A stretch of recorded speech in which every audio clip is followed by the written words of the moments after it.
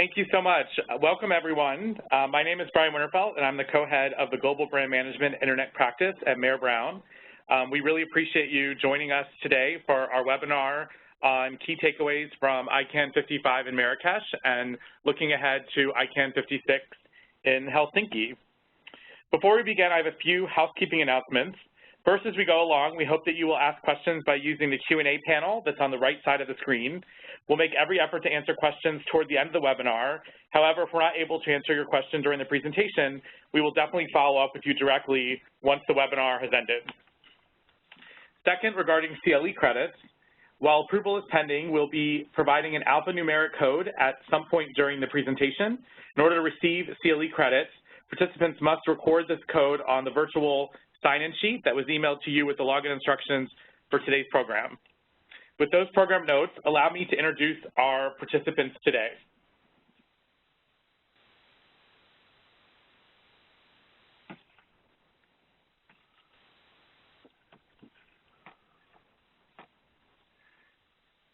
My name is Brian Winterfeldt. I've already introduced myself. I'm co-head of the Global Brand Management Internet Practice here at Mayer Brown.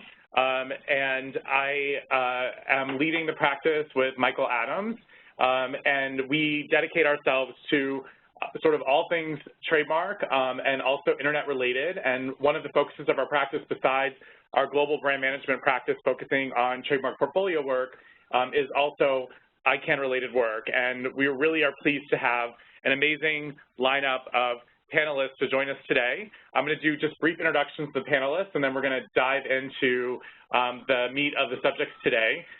First, I'm really pleased to introduce Brian Beckham. He's head of Internet Dispute Resolution Section at the World Intellectual Property Organization, or WIPO. We're really excited to have Brian here today. Brian helps handle over 2,500 UDRP cases a year through his work at WIPO. Brian has been very engaged in ICANN for many years, and we're really excited to have him here today and to share his insights on some of the happenings at ICANN, including the important RPM review that's going on right now that could impact the UDRP and other rights protection mechanisms. We're also joined today by Todd Williams, Senior Counsel at Turner. Turner owns and operates over 100 news and entertainment networks and businesses around the world.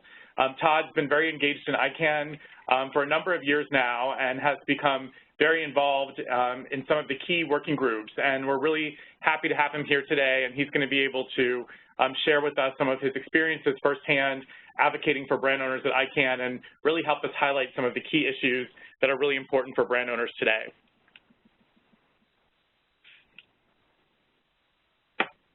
We're also joined today by Hiba Hussain.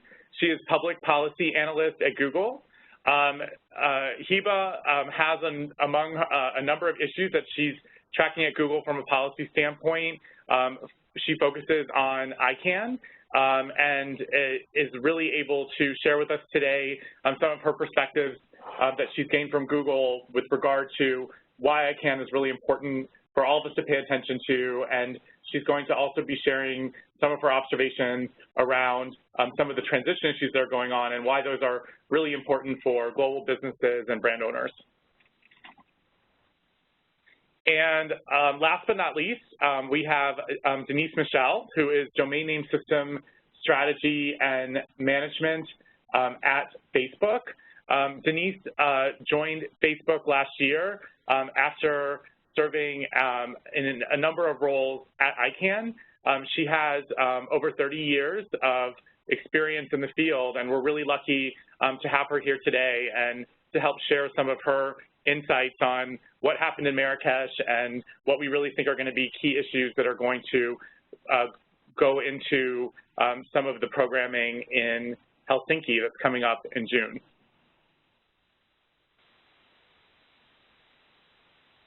So we have a lot that we're aiming to cover in the next hour. Again, we really encourage everyone to ask questions using the Q&A box that's on the portal.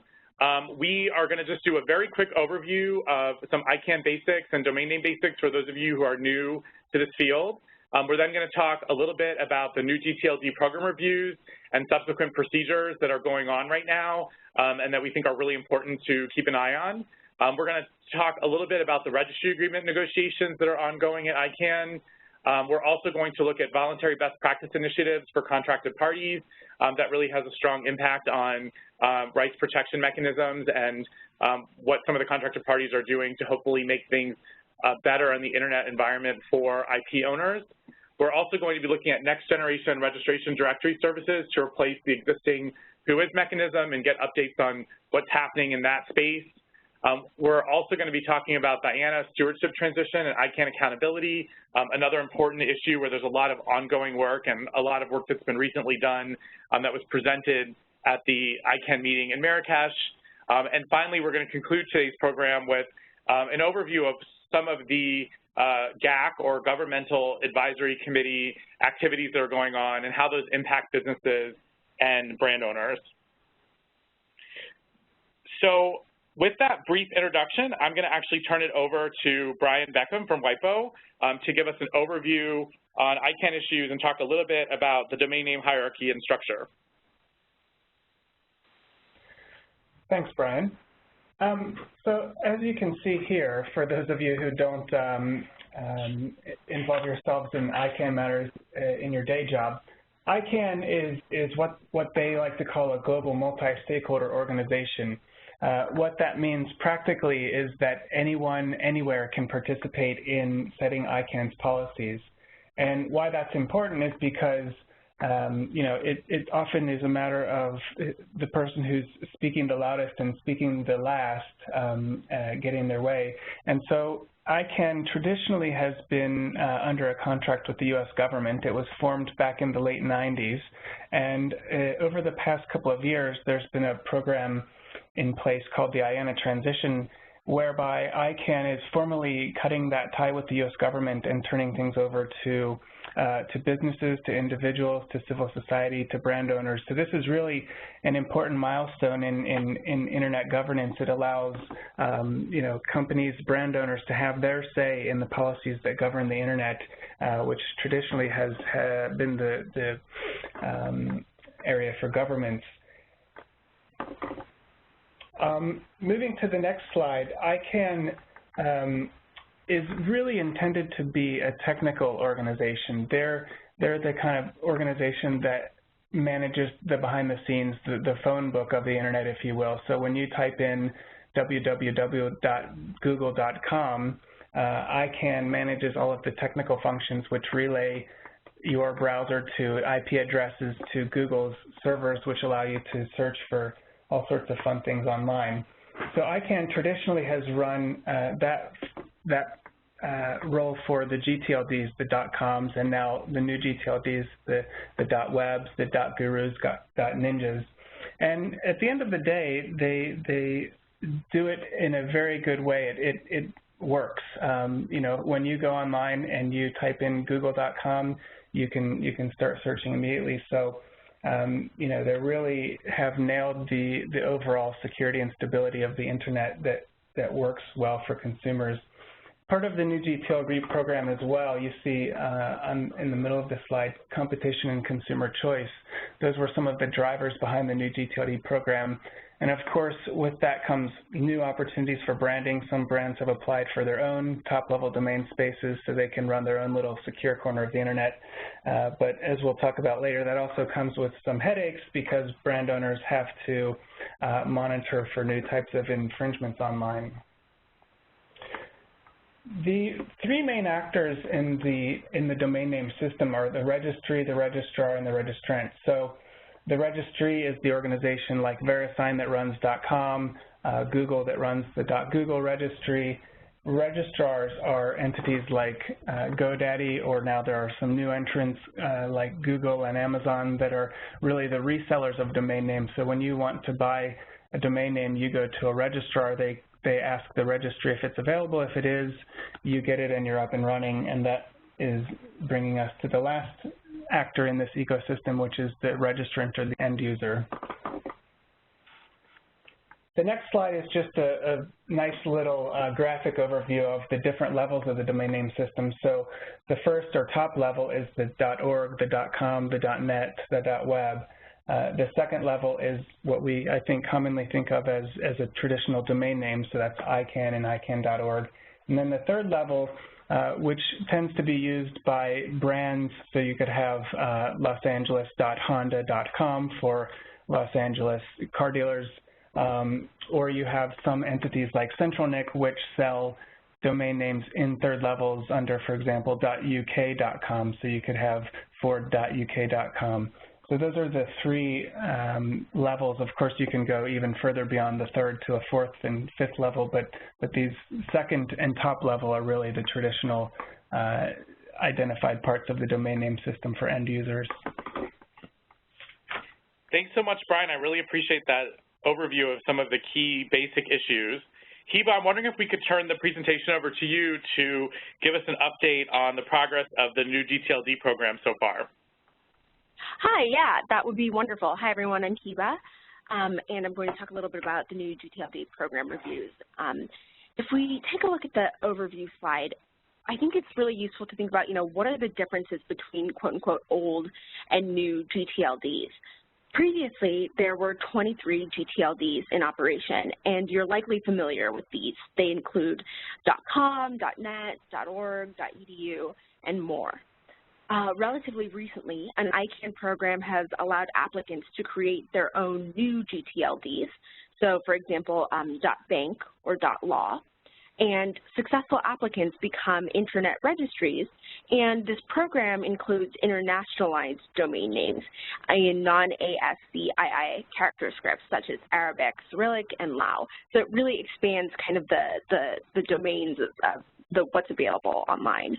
At the moment, over 1,900 complete applications have been submitted, and approximately 700 are expected to be open to third parties.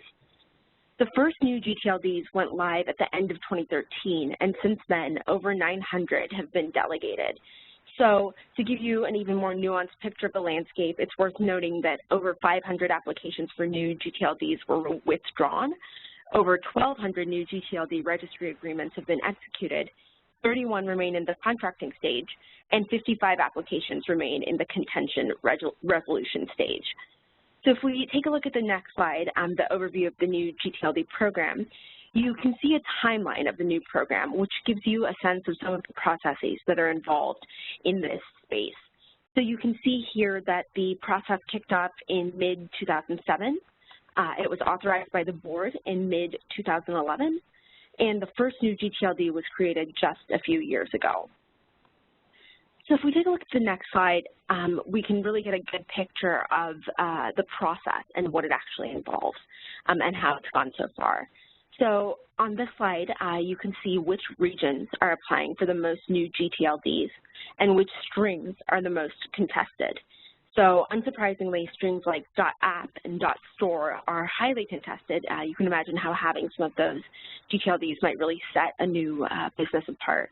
You can also see the different types of applications for new gTLDs. So you can see here that the majority of applications are coming from internet domain name services, but that there are a significant number of community-oriented and geographically focused applications as well.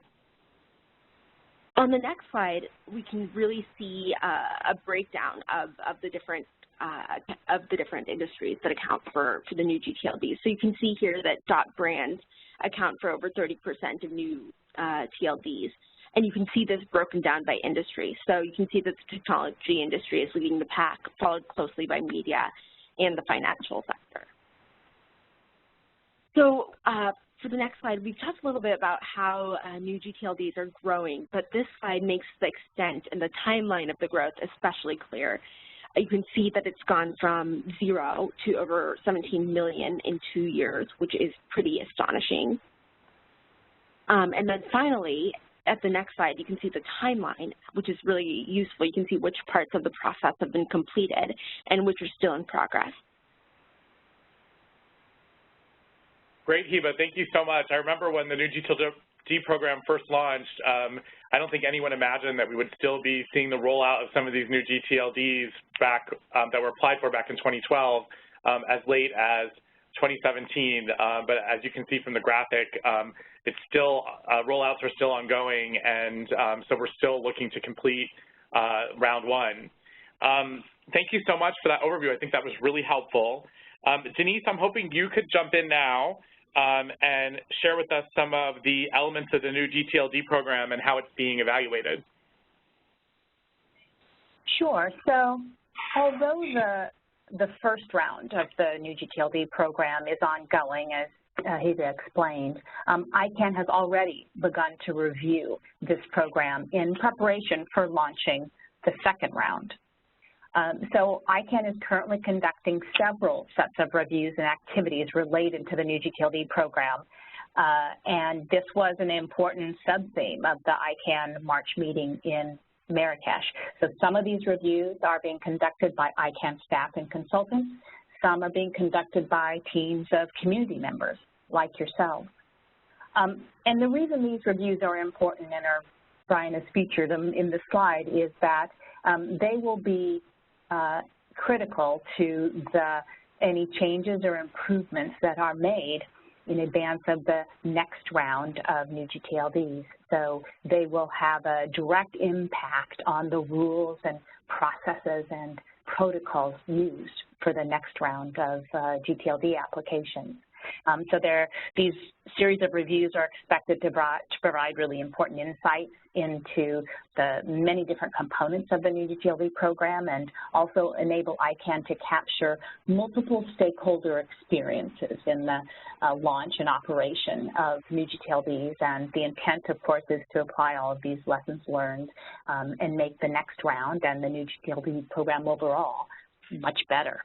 So as noted in this slide, the review areas cover many different elements. On the practical and operational side, there's a review that is looking at all the details, operational, administrative, of the actual program and application process itself. It's being conducted by staff with various opportunities for public comments. Another important section of reviews involves rights protection mechanisms, which is referred to as RPMs.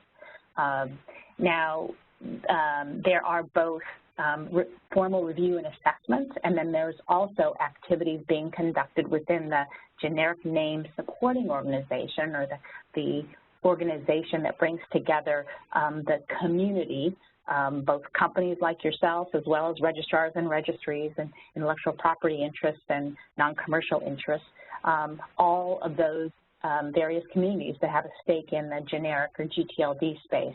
And so some of these reviews are being conducted by teams of cross-community teams within the GNSO, the Generic Name Supporting Organization, to look at improving or changing or developing new policies related to rights protection mechanisms. So on this slide, you'll see this interesting acronym of GNSO PDP to review RPMs and gTLDs. ICANN has a wonderfully rich well of acronyms. And so this is a team of community members that are looking at all of the rights protection mechanisms that are currently in place in the gTLD space. And the next speaker and the next slide will go into more detail here. So they're doing an assessment and a consensus building process to determine whether new policies and protections are needed, or whether we need to tweak or change the ones that are in existence right now.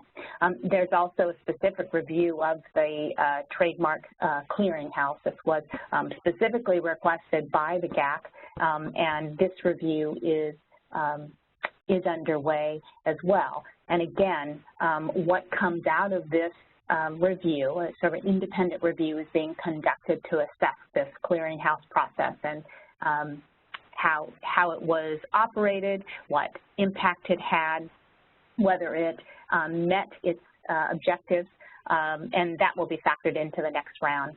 There's a whole range of security and stability issues involved in taking gTLDs from 23 to over 1,200. So there's an expert review being conducted that will look specifically at the impact on the root zone.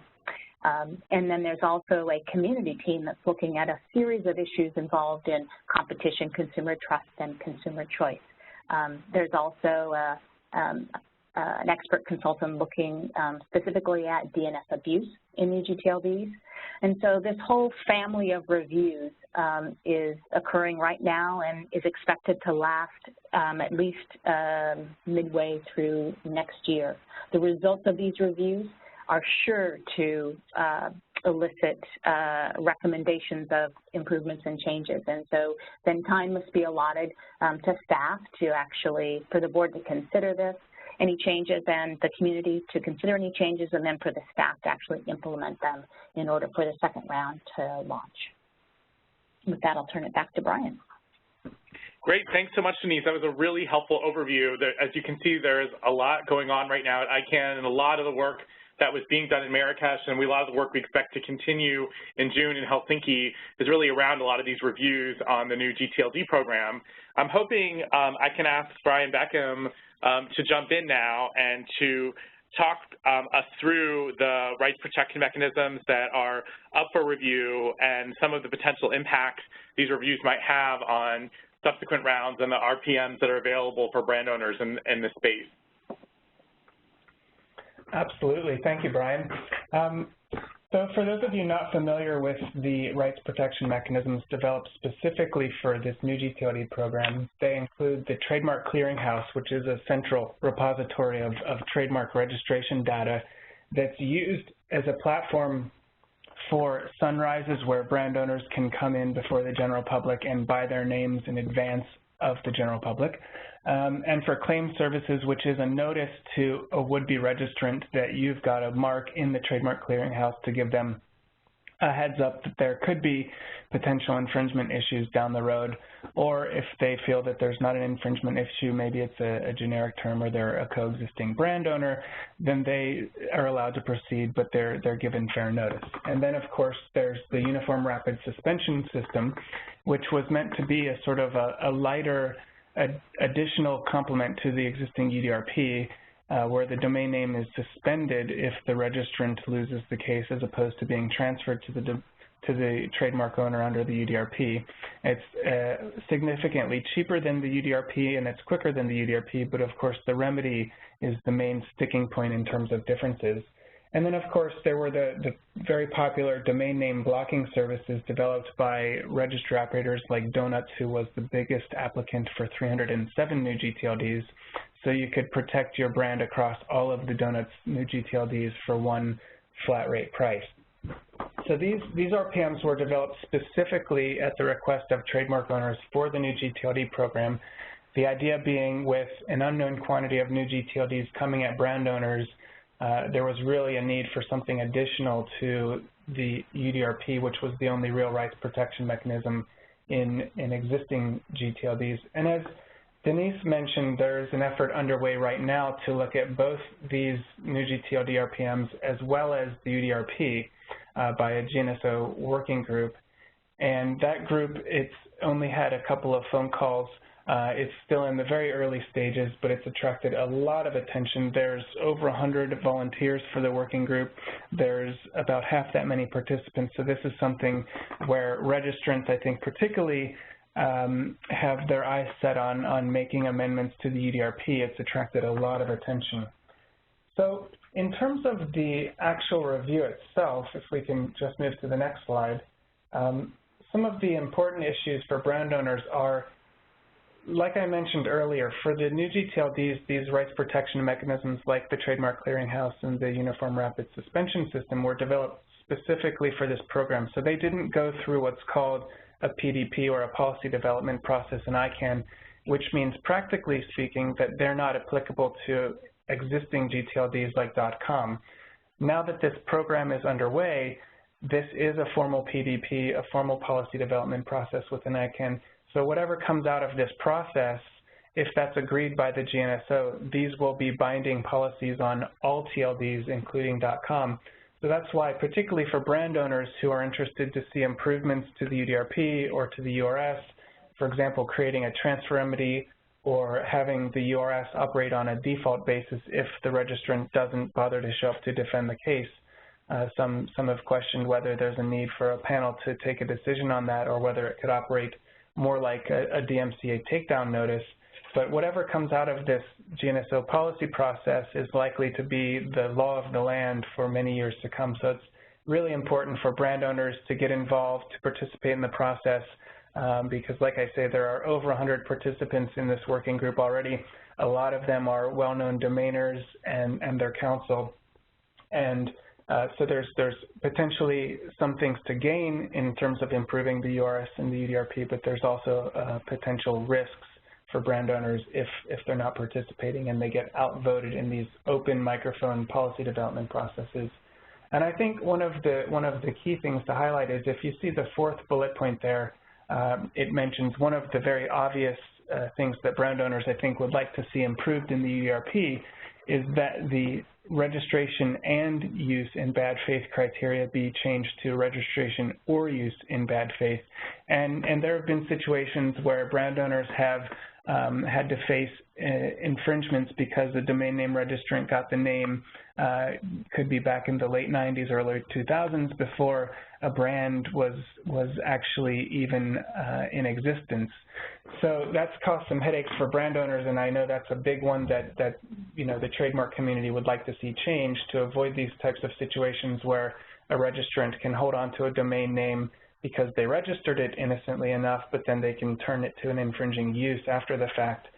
I will mention, though, that the representative for the Internet Commerce Association, who is one of the co-chairs for this working group, has put out a position piece during the lead up to this policy development process in which they've stated that they are going to ask that that be retained as a registration and use in bad faith criteria.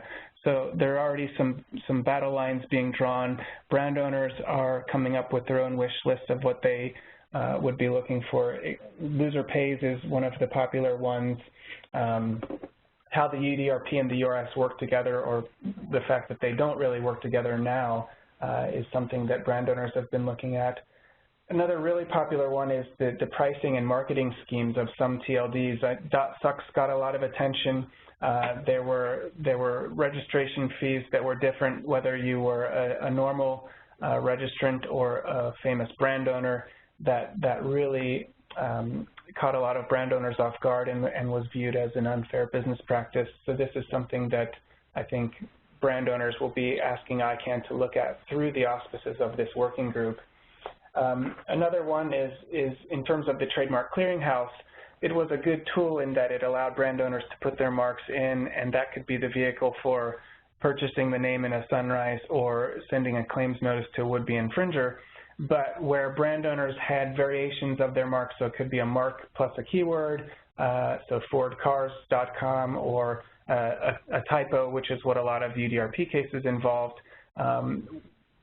There was no appetite at ICANN at the time to expand the Trademark Clearinghouse rules to allow for a notice to a would-be registrant that would correspond to a pre-existing infringement that was a typo or a mark plus keyword combination. And that's something that brand owners really requested, but that didn't ultimately make the cut at ICANN. And then, of course, the idea of a globally protected or a famous marks list was actually proposed by ICANN's implementation recommendation team during the policy development process for the new gTLD program. But this was ultimately, again, like the matching rules in the clearinghouse, it didn't make the cut at ICANN. For a number of reasons. There were questions about, you know, how do you draw the lines around what is famous? Should that require registrations in a certain number of jurisdictions, fame for a certain number of years, et cetera? Ultimately, ICANN decided that it was just too complex to implement in the new gTLD program, but that doesn't mean that it can't be raised again. So I think really the core message here is, you know, we run the UDRP, we created the UDRP, you know, we understand that there are things that brand owners would like to be improved to it, the and changed to an or, you know, maybe a loser pays model, maybe a default basis for a URS. But at the end of the day, it's working. It may not be perfect, but it's working, and it's been used in over 34,000 cases here at WIPO alone. So there is a question of, you know, what are the potential upsides and what are the potential downsides, and there are many. But the real message is this is not one where brand owners can sit on the sidelines because, as I mentioned earlier, this has attracted a lot of attention in the ICANN community. It's been over a decade since the UDRP was created and first got up and running. So there's a lot of attention from the domainer and the registrant community to address some of the things that they find, there are abuses by trademark owners who try to take domain names from registrants, engaging in what's called reverse domain name hijacking. There's no penalties for that except a slap on the wrist in the decision, and I know that's something that the domaining community is keen to see addressed in the UDRP review. Again, the core message is this is something that's going to take a lot of time. There's a lot of interest. There's 3 co-chairs at the moment. There's a representative of non-commercial users, of domainers, and a brand owner representative. There's likely to be opportunities to volunteer for sub-working groups. There's going to be a lot of issues around the UDRP rules, the URS, and the URS rules. So there's a lot of opportunities to get involved, and it's something that brand owners really need to pay a lot of attention to because, like I say, whatever comes out of this process is likely to be the law of the land for many years to come. So this is the opportunity, and now's the time to get involved.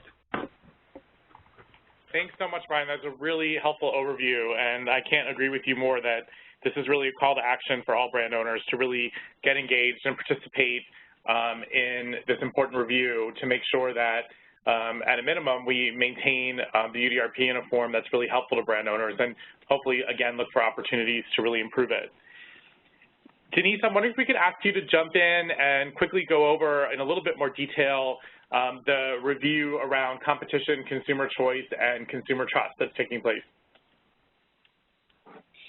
Yes. So the U.S. government requires ICANN to conduct community-driven assessments of how the new gTLD program has impacted competition, consumer choice, and consumer trust in the domain name system and other areas.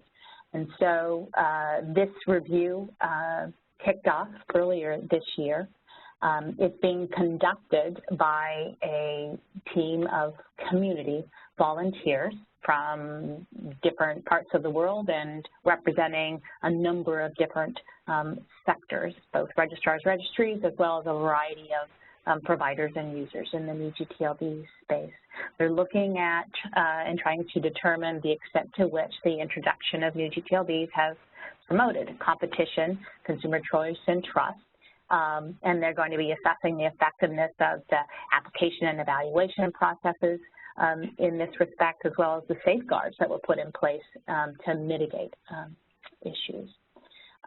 So they are incorporating data from global surveys of Internet users and registrants that ICANN has conducted thus far, a whole host of metrics and data that ICANN has been collecting on the new gTLDs that are already in the route, an economic study that has explored pricing and marketing practices in the domain name marketplace that ICANN conducted, and a variety of compliance activities, technical services, abusive behaviors that have occurred in new gTLDs, and many other topics related to the program. The team had several public meetings at the ICANN March meeting in Marrakesh. They'll be conducting their activities in a very transparent manner and soliciting a lot of input from the community in its work. They've broken up into several sub-teams. They have, as you can see, a very complex area to assess. They'll be hiring expert consultants as well as breaking up into sub-teams and soliciting some very focused input from the community. The sub-teams are one on sort of work plans in terms of reference to structure their work, a sub-team on safeguards and trust, a sub-team on focusing on competition and consumer choice, a sub-team just focusing on the Nielsen consumer survey, and finally a sub-team that's looking in depth at the applications and evaluation process and how it relates to this area. So the team, as I noted, was comprised of a cross-section of community representatives, and some of the issues that they discussed in Marrakesh and that they'll be working on over the next year and into the early part of 2017 is whether the public can safely navigate and use new gTLDs, what impact the public interest commitments called PICs has been, to what extent the risk of confusion and DNS abuse has impacted this space, the extent of awareness of new gTLDs, especially in developing countries, and whether there's any significant trademark-related issues in connection with new gTLDs. And then, as you can see on the next slide, they'll also be examining a whole range of practices in the new gTLD space, whether the registry operators have adhered to best practices and supported the public interest commitments. And they'll be looking at, as I noted, confusion at the user confusion at the second level between two-character domain names versus country codes. Country codes are like .us and .uk, as well as other confusion related to territory names and country names.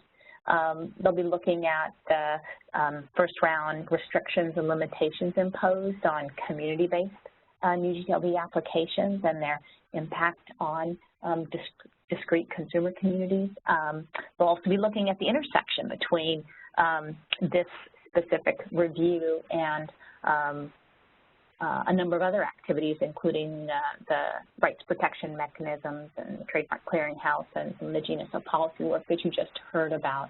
And so, again, the reason that this is featured in our discussion today is this will be a really critical review, and the output of this review will play heavily into the decisions that ICANN's Board of Directors makes in changes that will be made that affect what the next round of new gTLD applications look like. With that, I'll turn it back to Brian. Great, Denise. Thank you so much. That's a great overview, and you can definitely see where there is certainly a tie-in for intellectual property owners, particularly from a trademark perspective, looking at the RPMs and whether or not there are issues in this space. And so I think this work stream is really important for brand owners to at least keep track of what's happening and feed input in at the appropriate junctures. So thank you so much. Todd, I'm hoping you could jump in at this point and just give us a very brief overview of the Trademark Clearinghouse independent review that we mentioned previously that's taking place right now.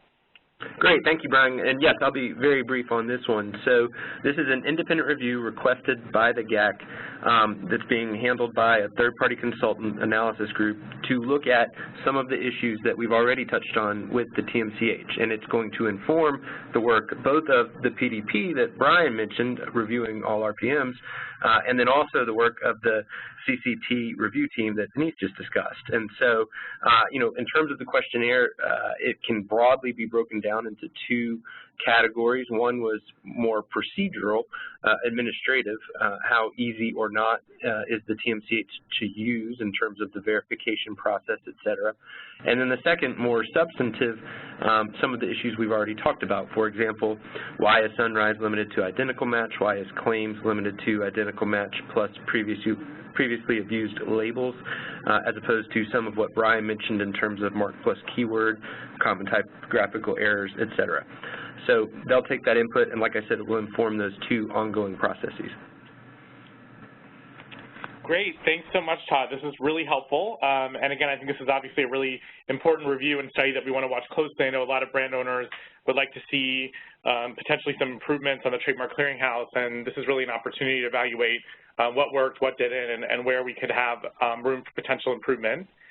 Denise, I'm hoping you could kind of jump in and maybe give us kind of a high-level overview of kind of the future of new gTLD expansions and kind of how all these different studies that are going on right now simultaneously will kind of work together, and what the timeline you think is for the work to conclude and for the potential for a next round. Sure. So a lot of moving pieces here, and a lot of opportunities for members of the community to have a very meaningful impact on what the second round of new gTLDs looks like. As I noted, it will be at least until first quarter of 2017, maybe even mid-year, before the whole series of reviews is concluded. and there's the actual policy development process, the PDPs that the community groups are conducting right now. Those tend to be a little more unstructured in terms of the timeline, less and more challenging to predict when they will end. I think, and other panelists may want to jump in and offer their prognostications, but I think most people think it's safe to say that the policy development efforts will likely continue through 2017. So again, we're looking at least 2018 or longer before new policies can then be turned into implementation and the actual processes and operations for the second round can get underway. And so one of the important policy development efforts underway within the GNSO, the community responsible for creating global policies on gTLDs, is called the New gTLD Subsequent Procedure, PDP. And so they are looking at developing possible new policies and changes to implementation for the next round of new gTLDs. They'll be, it's a quite comprehensive and policy development process. They're looking at the actual application processing and evaluation. They're looking at how the processes and procedures for resolving contention and objections. These are things like the difference between .hotel and .hotels. And there's been, a lot of discussion and around how contention its strings are and objections are being dealt with, and how that process can be improved and become more predictable and uniform. They'll be looking at the registry agreements. These are the contracts that ICANN signs with the applicants that run the new gTLD registry. Each new gTLD has a corresponding registry. And so there are contracts between ICANN and the registries. They'll be looking at all the terms and requirements in those agreements. They'll also be looking at a range of compliance issues around gTLD, and the concerns about the use of predatory pricing involving trademark clearinghouse names, and a whole range of marketing practices that are being engaged in with some of the new gTLDs. So they'll be looking at all of those issues, and they'll be coordinating closely with the rights protection mechanism policy development group as well. And can we have the next slide? I think we covered the rights protection mechanism PDP pretty well. But so eventually all of these policy development efforts will will feed into the GNSO will consider them, the GNSO Council will consider them, and they'll feed into actual recommendations for policy changes that the board will consider and then approve or not, and then direct staff to actually create a new applicant guidebook and a new process for the second round of gTLDs. And I think I've already noted the projections of how this work will play out. And again, to underscore what others have said, these processes are very open and participatory. The policy development processes allow anyone, any interested party, to participate and become involved. And so, particularly if you're interested in what's happening with the second round of gTLD applications, or how the first round of gTLD applications are being processed, and how ICANN is fulfilling its commitments with respect to gTLDs in general. These are important avenues to have an impact on all of those processes. I'll turn it back to you, Brian.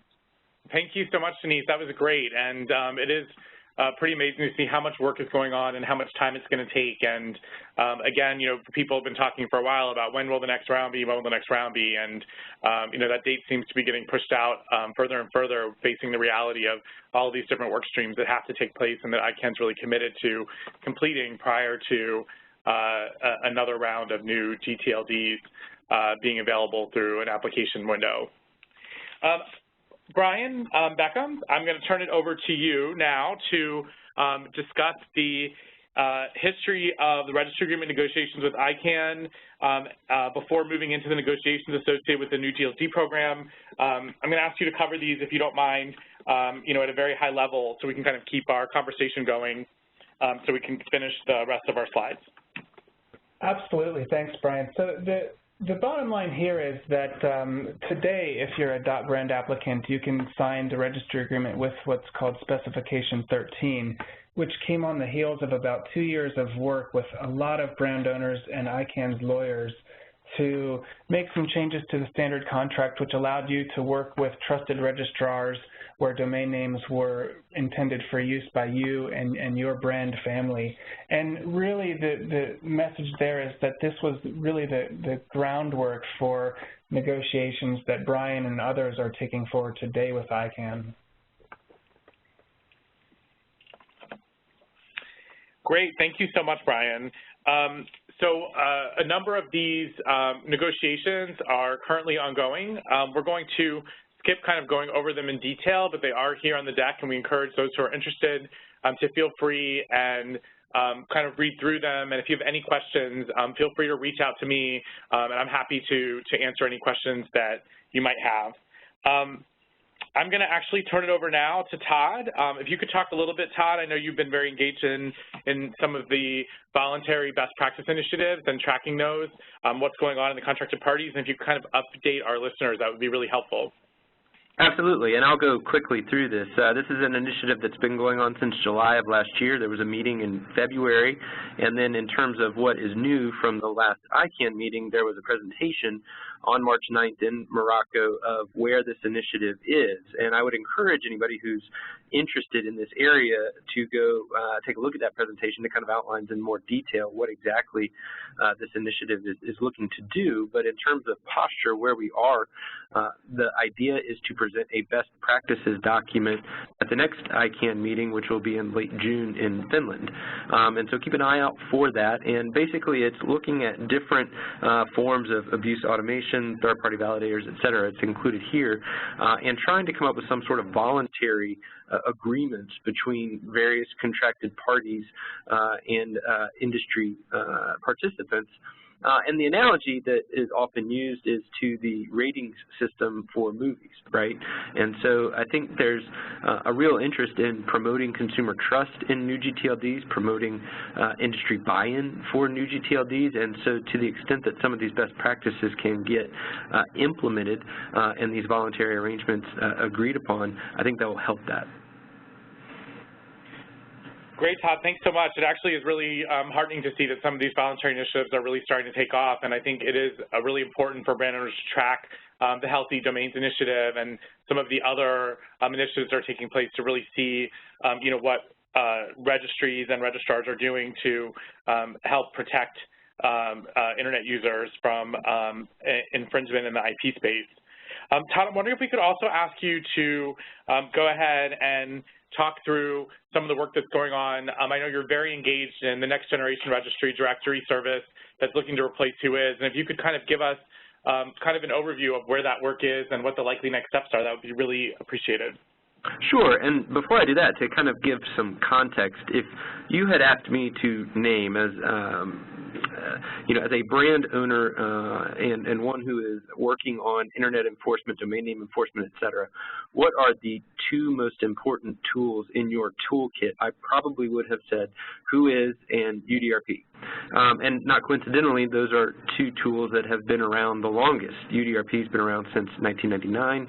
WHOIS has been largely unchanged in its current form since 1999, and its predecessor kind of goes back to 1982, the Protocols for Directory Service for ARPANET users. So to put that in context, I graduated high school in 1999 and was born in 1981, so these are two things that have been around all of my adult life and in large part my entire life. And I think because of that, it's hard for brand owners to contemplate that those two things might change, and I think there is a good chance that they will. Brian and the PDP that he talked about is focused on the UDRP side of that, and there could be significant changes to the UDRP that come out of that. And on the WHOIS side, that's this particular PDP. And so because of that, and because of the importance of WHOIS, I don't think it's surprising that this particular working group has about 140 different volunteers. It just got started in January, and so I think it's too early to know exactly where it's going and some of the substance, but I think a good place to start for anybody who's interested is this expert working group report. So to give a little bit of history, in November of 2012, there was a board resolution creating an expert working group to look at WHOIS and what they're calling next generation registry services, and kind of start from scratch and say, rather than making incremental changes to it, should we, start with a blank slate and look at what exactly the data is going into it, et cetera. And so that expert working group came out with a final report in June of 2014, and that has in turn led to this working group. I think one of the threshold questions that the working group is grappling with is what weight to give that expert working group report, which is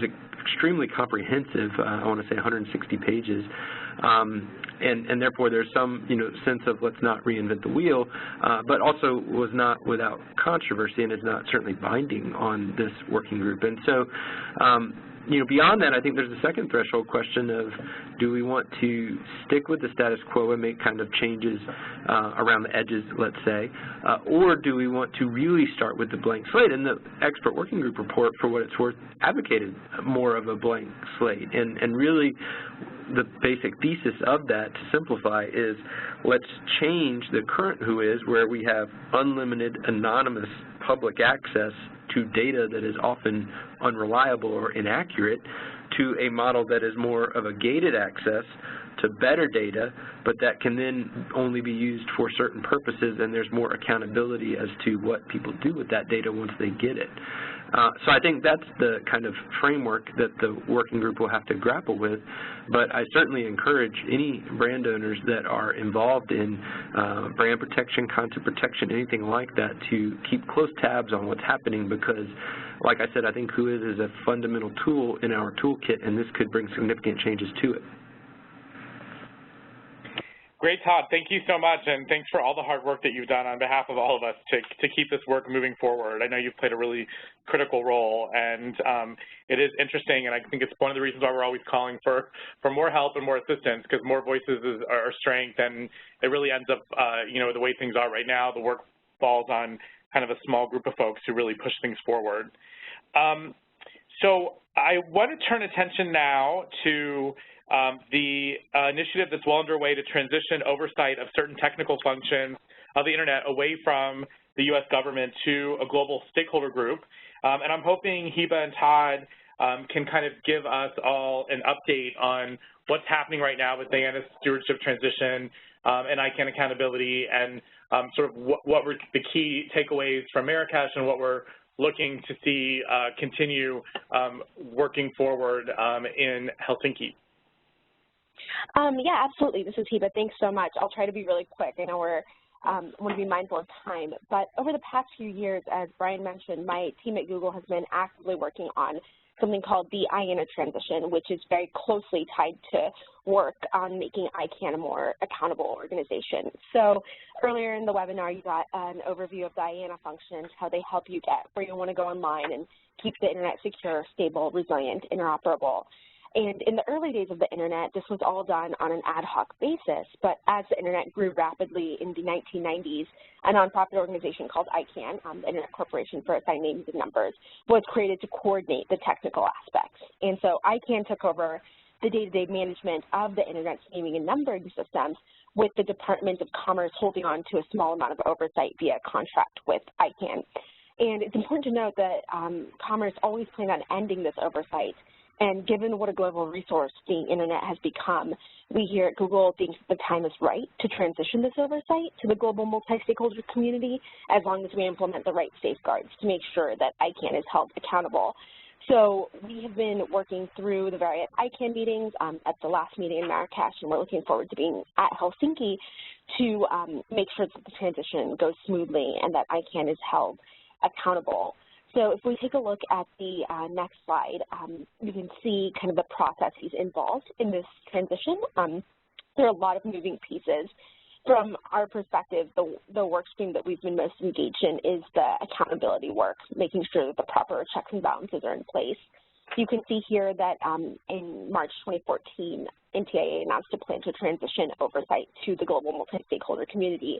And since then, you can see all of the different kind of work streams that have led up to ICANN Marrakesh, where the accountability proposal and stewardship transition proposal were approved by the ICANN community and the board.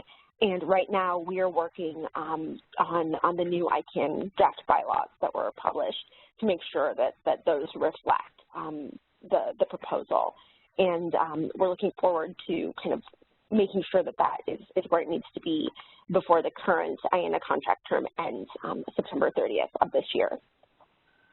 So I wanted to pass it over to Todd to talk a little bit about enhancing ICANN accountability. Right. The only thing that I'll add very quickly from a brand owner perspective to flag is this open public comment period that's going to close May 21st, so very shortly, on the new draft bylaws. And I would just encourage everybody on the call to take a quick look at those draft bylaws, and to the extent that there is anything you would want to add your voice to, please do so. And specifically, I would flag the scope of ICANN's mission, which is 1.1 of the document. It's a quite long document, but you know, we've really taken a look at that to make sure that the current RPMs, the things we've been discussing today, and other contractual provisions that brand owners have come to rely on, that there's no kind of ambiguity in the new drafting of the bylaws that would call into question whether those would still fall under ICANN's mission. That's an excellent point, Todd, and we've definitely seen instances in enforcement of RPMs where interpretation of contract language has been a bit of an impediment. So I think that's an excellent observation and point that we should definitely be mindful of. Keeping us moving forward, we have one last topic to cover today. I would love to ask Denise and Todd to jump in and talk a little bit about the Government Advisory Committee work that's ongoing and how some of that's impacted large business interests and intellectual property owner interests as well. Sure, this is Todd. I'll go real quickly on the privacy proxy. So I was part of a working group that worked for 2 years to come up with accreditation standards for entities that are providing privacy and proxy services. And there are final recommendations that are now out that were the process of those 2+ years of negotiation, but they're on hold based on advice from the GAC, from Morocco,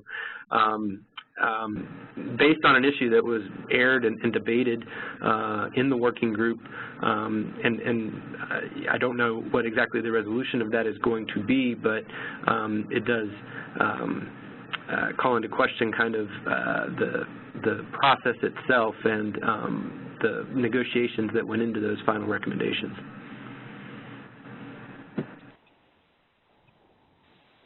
Great, thanks so much, Steve. Please go ahead. Sure. Just quickly moving on to, I think, the next slide. So the last 5 years, we've seen sort of a rise of the GAC. They have exponentially increased their involvement both in directly in reviewing new gTLD applications and sharing their recommendations with the board, such as on .Amazon, and they've also become much more engaged in broader policy issues like the IANA Transition safeguards in new gTLDs, and they've created a public safety working group that includes representatives from the Federal Trade Commission and the FBI on the U.S. side, but also their colleagues internationally from European and many other countries, and they're becoming much more engaged in looking at safeguards and practices to investigate and help prevent abuse, consumer fraud, and other deceptive practices. So both on the policy front and on the practical new gTLD application front, the GAC has become increasingly important. And as Brian notes on the slide, the GAC representative, Suzanne Riddell, has just been transitioned out of ICANN after a decade and will be replaced by 2 NTI colleagues. So we're hopeful that having 2 people there instead of 1 will allow the U.S. government to scale their engagement. And it's Brian and the rest of us on the panel and others are not only directly involved in a variety of ICANN activities, but we also try to stay closely engaged with the U.S. government representatives as well as the GAC role and importance in the ICANN process increases. I'll turn it back to you, Brian. Great, thank you so much. Unfortunately, that's all the time we have for today. As mentioned before, if you submitted a question and we weren't able to get to any of them, we'll make sure to follow up with you directly. Should you have any additional questions related to today's discussion, you can feel free to email me directly. My email address, bwinterfeldt@mayorbrown.com, is up on the screen. We're happy to answer any questions you have. We really want to thank all of our panelists today. This was really a fantastic group of speakers who are all engaged in ICANN. We really want to thank them very much for speaking and sharing their perspectives and their firsthand experiences with the work being done in Marrakesh and the work that will continue next month in Helsinki. And we hope that all of you can join us for future events. And again, we want to thank you all for dialing in and listening today. And hopefully we will have more programming coming up shortly we'll be keeping you abreast of.